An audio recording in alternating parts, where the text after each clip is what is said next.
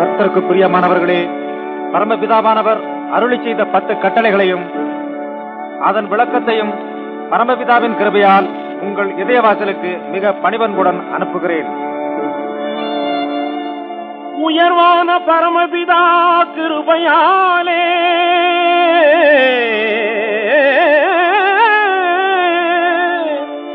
உருவான கற்பனையின் மகிமையாலே அறிவுடைய மனிதகுலம் இனிது வாழ அளந்து சொன்ன பொன்மொழிகள் கேட்கவாரி.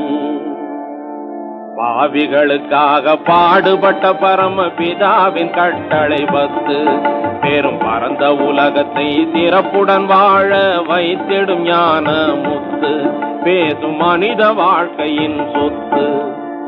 முதற்கட்டளை, என்னையன்றி உனக்கு வேறு தேவர்களை உண்டாக்க வேண்டாம். பல வழி செல்லும் மனிதரை ஒரு நிலைப்படுத்தவே நல் வழி சொன்னார். மனித இன வழி ஒன்றே, இறைவன் ஒன்றே என்றவர் மார்க்கம் சொன்னார் என்று மார்க்கம் சொன்னார். இரண்டாம் கட்டளை, மேலே வானத்திலேயும் கீழே பூமியிலேயும் பூமியின் கீழ் தண்ணீரிலேயும் உண்டாயிருக்கிற அவைகளுக்கொப்பான ஒரு சுரூபத்தையானாலும் யாதொரு விக்கிரகத்தையானாலும் நீ உனக்கு உண்டாக்க வேண்டாம். நீ அவைகளை நமஸ்கரிக்கவும் சேவிக்கவும் வேண்டாம். வெளுத்ததெல்லாம் பசும் பாலனை எண்ணும் பழக்கத்தில் மூழ்கி விடாதே. கையில் விளக்கிருந்தும் கிணற்றில் விழுந்தவன் கதை போல் ஆழ்ந்திட நீ துணியாதே என்று மார்க்கம் சொன்னார். மூன்றாம் கட்டளை, உன் தேவனாகிய கர்த்தருடைய நாமத்தை வீணிலே வழங்காதிருப்பாயாக.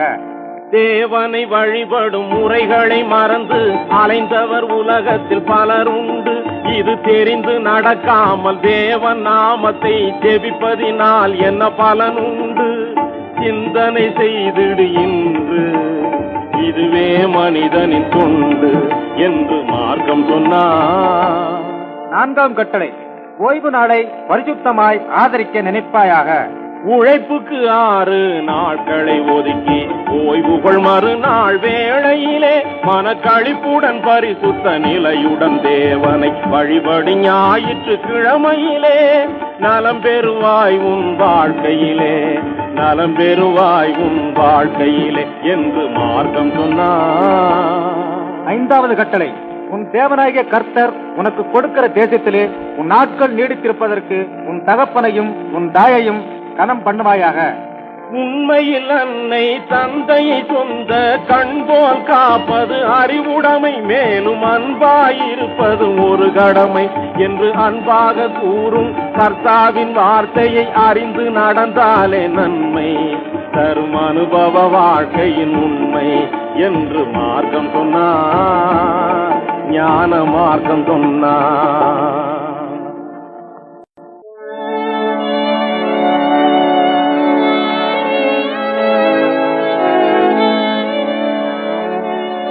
ஆறாவது கட்டளை, கொலை செய்யாதிருப்பாயாக.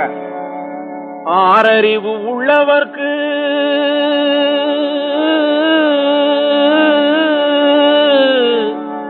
மன ஆத்திரமே பொல்லாது. தேவ வாக்கியத்தை படிப்பவர்க்கு தீய கொலை கூடாது. இழிதொழிலாம் கொலை தொழிலை செய்வதினாலே வாழ்வில் இனிப்பும் கசப்பு இரண்டுமின்றி போகும் தன்னாலே.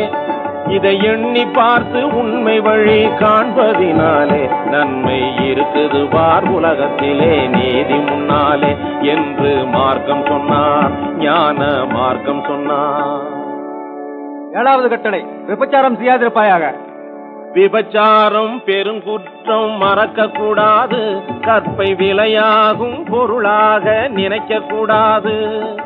தவறான வழியில் ஆண் பெண் நடக்க கூடாது. கால சந்த கடை பொம்மை போல வாழக்கூடாது என்று மார்க்கம் சொன்னார். ஞான மார்க்கம் சொன்னார். எட்டாவது கட்டளை, களவு செய்யாதிருப்பாயாக. அழுது பிறந்த மனிதனுக்கு கவலை கூடாது, அந்த கவலை தீர உழைத்து வாழ மறக்க கூடாது.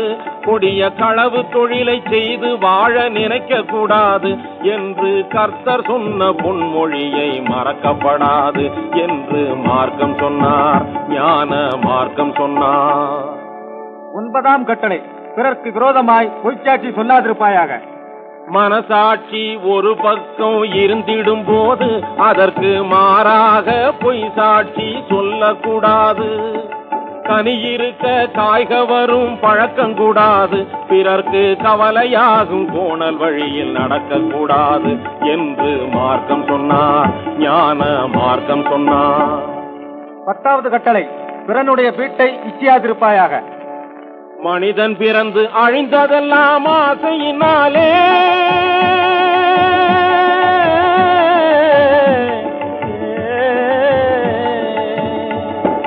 மனிதன் பிறந்து அழிந்ததெல்லாம் ஆசையினாலே, மண்ணாசையினாலே, பெண்ணாசையினாலே, பொன்னாசையினாலே.